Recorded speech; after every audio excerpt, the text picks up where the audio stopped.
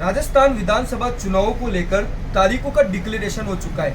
25 नवंबर को राजस्थान की सभी विधानसभा क्षेत्रों में वोटिंग होगी। मांडलगढ़ विधानसभा क्षेत्र की चर्चा को लेकर आज हम बिजोलिया के मोबाइल कॉन्सेप्ट पर पहुंचे हैं, जहां हमने प्रोपराइटर विकास जैन के सानिध्य में बिजोलिया की आम जन से और उनके ग्राहकों से इस संबंध में चर्चा की और भाजपा व कांग्रेस उम्मीदवारों को लेकर उनकी रुझान और उनकी अपेक्षाओं के बारे में जाना, जहां हमने उनसे 16 ग्राम पंचायतों को शाहपुरा जिले में शामिल करने और पुणे 8 ग्राम पंचायतों को भीलवाड़ा जिले में शामिल करने पर भी चर्चा की और भाजपा के वर्तमान विधायक गोपाल खंडेलवाल के कार्यों को लेकर भी हमने आम जन के साथ समीक्षा की। इस दौरान हमारे साथ कांग्रेस और भाजपा के भी कई पदाधिकारी और कार्यकर्ता मौजूद रहे, जिन्होंने हमारी इस चर्चा के अंदर हमारा साथ दिया। उम्मीदवार तो बहुत सारे हैं, लेकिन गोपाल जी खंडेलवाल जीता हुआ कैंडिडेट, उसके बाद अगर किसी और प्रत्याशी जो भी होगा आमने सामने काटेगी टक्कर। भाजपा की ओर से अन्य प्रत्याशी पूर्व जिला प्रमुख शक्ति सिंह हाड़ा, आरएसएस से जुड़े हुए भगवान सिंह एवं क्षेत्र के बिजोलिया से उमाजी का खेड़ा निवासी संजय एमएल धाकड़ भी अपनी दावेदारी कर रहे हैं। उनकी भी दावेदारी जोर शोर से चल रही है और चर्चाओं का विषय है। अगर आपके पसंदीदा उम्मीदवार विधायक के तौर पर भाजपा की ओर से नहीं उतारा जाता है तो आपका इनमें से किसको समर्थन रहेगा? हमारी पसंद सिर्फ कमल का फूल है। भारतीय जनता पार्टी के लिए काम करेंगे। प्रत्याशी कोई भी आए, पूरा शीर्ष नेतृत्व से नीचे तक सभी कार्यकर्ताओं को एक ही मैसेज दिया जा रहा है, सिर्फ और सिर्फ भारतीय जनता पार्टी। आपको कैंडिडेट नहीं देखना है, सिर्फ कमल का फूल देखना है। पिछले 5 सालों में विधायक के तौर पर भाजपा से क्षेत्र में गोपाल जी खंडेलवाल कार्य कर रहे हैं। बिजोलिया क्षेत्र में उनके लिए क्या विशेष उपलब्धियां रही? उपलब्धियां गोपाल जी खंडेलवाल विधायक रहे और जो उनके विधायक कोष में कार्य आते हैं उन्होंने कुछ कार्य कराए और सरकार कांग्रेस की होने की वजह से कई जो बिजोलिया के बड़े काम होने थे वो नहीं हो पाए। आज भी इस बिजोलिया की जनता में कई तरह के आक्रोश है। उपरमाल की सारी सड़कें खस्ता हाल है। बाईपास के लिए पिछले 5 वर्ष से अपन मुद्दा उठा रहे हैं। हॉस्पिटल के लिए जो कि यहाँ 4 लाइन रोड है, आए दिन एक्सीडेंट और हादसा होता है। कई बार अपन ने कांग्रेस सरकार से यहाँ हॉस्पिटल को क्रमोन्नत करने के लिए या ट्रॉमा हॉस्पिटल के लिए ऐसे कई मुद्दे उठाए, लेकिन 5 साल में इस कांग्रेस सरकार में कुछ भी इस बिजोलिया के लिए ऐसा कोई विकास का मुद्दा जिस पर ये आकर वापस यहाँ कह सके कि हमारी सरकार बने। कांग्रेस की तरफ से आपको ऐसा कौन सा उम्मीदवार दिखता है जो भाजपा के उम्मीदवार को कड़ी टक्कर इस चुनाव में देगा और विजय हासिल कर सकता है? देखिए, कैंडिडेट जब आमने सामने होगा, अभी किसी भी व्यक्ति विशेष के लिए ऐसा, बाकी विवेक जी का भी जो रोल रहा है यहाँ पर सभी लोगों से जुड़े हुए हैं। और जब गोपाल जी की बात आती है, निर्दलीय में उनको 40,000 वोट मिले तो उस पर भी आम जनता जो कयास लगाती है कि निर्दलीय होने के पर, लेकिन पार्टी के लेवल पर आमने सामने प्रतिद्वंदी जब प्रत्याशी होंगे तब की बात होगी।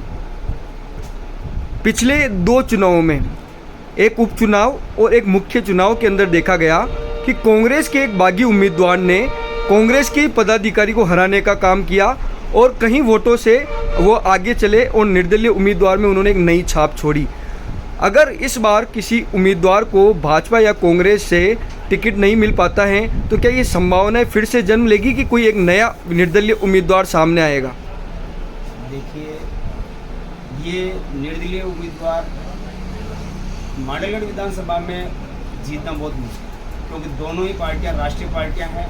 लोग पार्टियों की तरफ भी जाएंगे, कुछ लोग उनके समर्थक होते हैं और थोड़े बहुत वोट मिलते हैं। बाकी निर्दलीय जीतना असंभव है मांडलगढ़ विधानसभा।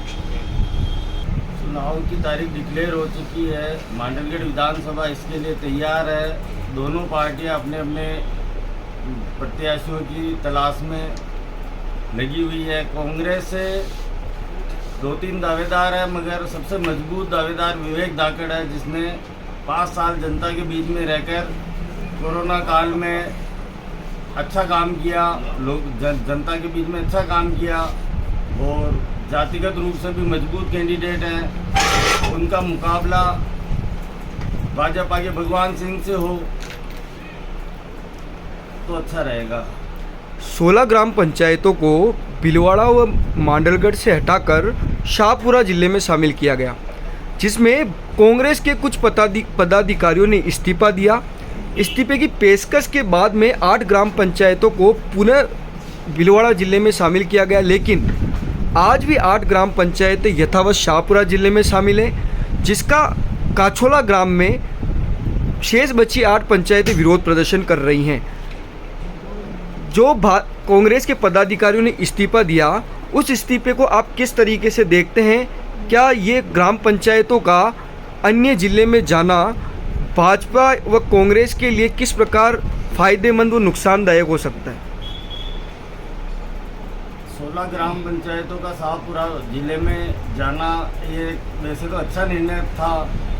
किसी भी चीज़ को, पुरानी चीज़ को नई में जाना तो उनका डेवलपमेंट होता, लेकिन कुछ नेताओं के बरगलाने से वहाँ की जनता ने इसका विरोध किया और विरोध स्वरूप और कुछ नेताओं ने, कुछ पार्टी पदाधिकारियों ने अपने पदों से इस्तीफे दिए, तो सरकार ने 8 ग्राम पंचायतों को वापस भीलवाड़ा जिले में मिला दिया। ऐसी भी जानकारी और चर्चाओं में का विषय है कि भाजपा व कांग्रेस दोनों पार्टियों की तरफ से भारी प्रत्याशी की भी मांडलगढ़ विधानसभा में आजमाइश की जा सकती है। मांडलगढ़ विधानसभा में कांग्रेस की तरफ से कांग्रेस के पूर्व जिला अध्यक्ष रामपाल शर्मा प्रबल दावेदार माने जा रहे हैं। वहीं भाजपा की तरफ से भी कांग्रेस से एक सीट से पूर्व में बागी हुए एक कैंडिडेट के उतरने की आशंका है। आप इस पर क्या कहेंगे? मांडलगढ़ विधानसभा से पूर्व जिलाध्यक्ष रामपाल शर्मा के लड़ने पर यहाँ की जनता में जनाक्रोश फैल जाएगा, क्योंकि जिलाध्यक्ष रहते हुए उन्होंने लोकसभा का चुनाव लड़ा, जो 6,13,000 वोटों से चुनाव हारे थे वो, और उसमें मांडलगढ़ विधानसभा से लगभग 85,000 वोटों से वो चुनाव हारे थे। इसलिए कांग्रेस अगर उनको प्रत्याशी बनाती है तो जनता उसको कबूल नहीं करेगी। बीजेपी वाले तो अब उनकी वो जाने कि वो किसको उतारते हैं। रोचक मुकाबले की बात की जाए तो भाजपा से हम, जैसे कि पूर्व विधायक, वर्तमान विधायक जो हैं गोपाल जी खंडेलवाल, और सामने कांग्रेस प्रत्याशी के रूप में हम श्रीमान गोपाल जी मालवीय जी को देखना चाहेंगे, ताकि दोनों में ही जो एक तरह से जो माहौल बनेगा देखने लायक ही होगा। आपने जैसा कि बताया कांग्रेस से आप गोपाल जी मालवीय को प्रत्याशी के रूप में देखना चाहेंगे। गोपाल जी मालवीय इससे पहले चुनाव में 2 बार कांग्रेस की ओर से बागी प्रत्याशी के तौर पर खड़े हुए और कांग्रेस के विधायक को हराने में उन्होंने अहम भूमिका निभाई। तो आप इसे किस तरीके से देखते हैं? 36 कौम के नेता का अगर सम्मान, अगर वो प्रयास कर रहे हैं, अगर उसका कोई मान नहीं मिले, अगर उन्होंने अपने दम पर 36 कौम की जनता को साथ लेके अगर बागी हुए हैं, अगर वो चुनाव मैदान में आए हैं, तो उन्होंने प्रयास अच्छा ही किया है। और हम अब कांग्रेस से उनके लिए टिकट की मतलब अपेक्षा करते हैं कि उनको टिकट दिया जाए, ताकि पूरे विधानसभा में, मांडलगढ़ विधानसभा में वो कांग्रेस को एक अच्छे से जीत का परचम फैलाकर यहाँ मांडलगढ़ विधानसभा में विधायक बनकर निकले। टिकट के दावेदारों की लंबी लिस्ट को देखते हुए कांग्रेस के वर्तमान परिदृश्य को आप कैसे देखते हैं? यदि इस बार भी गोपाल जी मालवीय को टिकट नहीं मिलता है तो क्या वो इस बार भी बागी के तौर पर खड़े होंगे? इस चीज़ का जवाब तो मैं क्या बताऊँ। बाकी कांग्रेस पार्टी से जुड़े हुए हैं, कांग्रेस पार्टी के लिए ही काम करेंगे। कांग्रेस से तो मैं ये कहना चाहूँगा, कांग्रेस से जो एक्स MLA विवेक धाकड़ रहे, कुछ हज़ार वोटों से, कुछ मतों से हारे हो, हारने के बाद भी लगातार एक्स MLA विवेक धाकड़ इस 5 साल तक लगातार इस क्षेत्र में सक्रिय रहे। लोगों के आर्थिक, सामाजिक, राजनीतिक, भौगोलिक दृष्टि से सभी उन्होंने काम कराए। चाहे रक्तदान की बात हो, तो पूरे राजस्थान के अंदर नंबर 1 रक्तदान यहाँ किया जाता है और जिले के हर व्यक्तियों को 1 यूनिट से लेकर 10 यूनिट तक जरूरत पड़ती है, तो 24/7 हॉर वो तैयार रहते हैं और उसको ब्लड उपलब्ध कराते हैं। इसके अलावा कोई भी सामाजिक कार्य में भाग लेना हो, चाहे राजनीतिक क्षेत्र के अंदर, चाहे दिल्ली, जयपुर, कोई भी प्रोग्राम होता है सरकार का जारी होता है, तो वो हर प्रोग्राम हमारे यहाँ ऊपर माल क्षेत्र के अंदर या पूरे कॉन्स्टिट्यूंसी के अंदर किया जाता है। चाहे तिरंगा यात्रा देख लो आप, चाहे भारत जोड़ो यात्रा देख लो आप। इसके अलावा भी गांव-गांव के अंदर, डाणी के अंदर उनकी 5 साल उपस्थिति रही। एक कार्यकर्ता का फोन जाता है, हर काम होता है। सब उन्होंने मतलब अपने क्षेत्र के अंदर MLA नए होते हुए भी सरकार के हर योजनाओं का लोगों को लाभ दिया गया। तो मैं ये कह रहा हूँ कांग्रेस से तो विवेक धाकड़ ही सूटेबल कैंडिडेट है जो कांग्रेस के लिए रहेगा और वो जीतो उम्मीदवार है। बीजेपी से सामने कौन सा उम्मीदवार देखते हैं? बीजेपी से मैं देखना चाह रहा हूँ कि पहले जो गोपाल खंडेलवाल रहे और पहले शक्ति सिंह हाड़ा भी रहे, शक्ति सिंह हाड़ा भी उपचुनाव हारे विवेक धाकड़ जी से। उसके बाद फिर खंडेलवाल जी को टिकट मिला, तो खंडेलवाल जी और भगवान सिंह संजय धाकड़ का भी नाम चल रहा है। तो मैं ये कहना चाहता हूँ कि बीजेपी से उम्मीदवार शायद गोपाल खंडेलवाल ही उपयुक्त रहे। भाजपा के अंदर मेरे हिसाब से अभी तक सबसे बेस्ट जो है सत्य सिंह जी हाड़ा लगते हैं मेरे को, क्योंकि जो मेन जो फंड था जो पिछले जो उनके कार्यकाल में जो यहाँ पे काम हुआ बिजुलिया के क्षेत्र में, शायद मेरे हिसाब से आने वाले 5 साल में या आने वाले 20 साल के अंदर ये काम इतना उन्होंने किया जितना काम यहाँ अब नहीं हो सकता था। और सबसे बड़ी बात ये है कि बाकी जो पिछले कैंडिडेट रहे हमारे बिजुलिया से भाजपा के, उनको मतलब उनका काम ऊँट के मुंह में जीरा के समान ही रहा बिजुलिया के अंदर। और 5 साल तक जनता उनको देखने के लिए तरसती रही बिजुलिया के लिए, और उनका काम कुछ भी नज़र नहीं आया बिजुलिया में। और हमारे मतलब एक्स MLA साहब जो कि हमारे बिजुलिया से नहीं रहकर पास के गांव से हैं, वो उन्होंने 4 साल तक जो काम किया था, 5वें साल तक उस पर सारे पर मतलब कई हुए काम के ऊपर इरेज चला दिया, मतलब रबड़ के तरह से उसको मिटा दिया। उनका काम जो था वो मतलब एक जिले लेवल मतलब पंचायत लेवल पर जो काम था, जो होना चाहिए था, एक स्टेडियम था, उसको छोटे से गांव में स्थानांतरित कर दिया, जो कि हमारे बिजुलिया के खेल के अंदर जो मतलब जो यहाँ के मतलब खिलाड़ी हैं वो उसको देखने के लिए तरसते रहेंगे। और एक छोटे से गांव के डेवलपमेंट में ही वो सिर्फ उलझे रहे। थोड़ा ग्राम पंचायत में Mahatma Gandhi English medium school Bijuliya से पहले खोली गई, जबकि बिजुलिया बड़ा है और थोड़ा गांव छोटा है।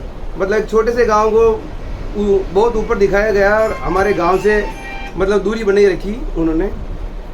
तो आने वाले टाइम के अंदर जो बिजुलिया मतलब मांडलगढ़ विधानसभा क्षेत्र, ये 16 पंचायतें जो अभी हटकर वापस 8 पंचायतें जुड़ी है, वो 8 पंचायतों के ऊपर ही रहेगी, मतलब वो उनके ऊपर ही रहेगा जो भी दामोदार रहेगा। इसके लिए ये एक्स फैक्टर रहेगा, इनके जीत हार का निर्णय निकालेंगे। और जो पिछली चुनाव के जो 2 चुनावों के अंदर श्रीमान गोपाल जी द्वारा जो 40,000 45,000 वोट खुद के दम पे, उनका जातिगत आधार ना होने के बावजूद भी इतना अच्छा उनका प्रदर्शन रहा है, तो मेरे हिसाब से अगर मतलब ये चुनाव के अंदर अगर सही कैंडिडेट होंगे सत्य सिंह जी हाड़ा जी या गोपाल जी, तो मेरे हिसाब से बहुत अच्छी टक्कर देखने को मिलेगी। मांडलगढ़ विधानसभा में कोई भी चेहरा है, पर युवा चेहरा आना चाहिए जो पढ़ा लिखा हो और बिचौलिया क्षेत्र और मांडलगढ़ क्षेत्र का भविष्य सुधार सके, ड्रामा हॉस्पिटल दे सके, चिकित्सक दे सके, और रोड और पानी की जो भी समस्या आ रही है कुछ वार्डों में वहाँ पर पूर्ति कर सके, और ट्रेन आ जाए बिचौलिया में तो बहुत ही अच्छा है। भाजपा व कांग्रेस के उम्मीदवारों में आप इस बार कैसे उम्मीदवार को देखना चाहेंगे जिनके बीच रोचक मुकाबला हो? ऐसा कैंडिडेट चाहिए जो युवा हो, आम जन के साथ घुल मिल सके, हर आदमी का चहेता हो, छोटे से लेके बड़े तक।